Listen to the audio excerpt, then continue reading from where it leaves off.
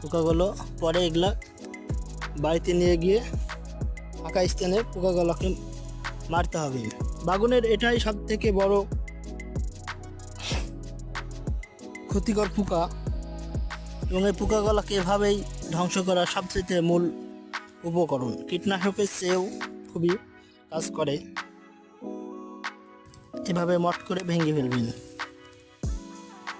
এই যে দেখতে পাচ্ছেন, গাছের দেখলেই বোঝা যাবে যে কোন গাছটায় কোন ডগাতে পোকা আক্রমণ করছে। এই যে এখানে আক্রমণ করছে, এখান থেকেই আবার নতুন একটা কুশি গাছ আছে, এবং এটাকে ভেঙে ফেলতে হবে। ভেঙে দেখবেন এভাবে লোক দিয়ে আঙ্গুল দিয়ে ফেরে দেখবেন ওর ভিতরে পোকা আছে। এই যে এটার ভিতরে পোকা, এই যে পোকাটা মেরে দিলাম।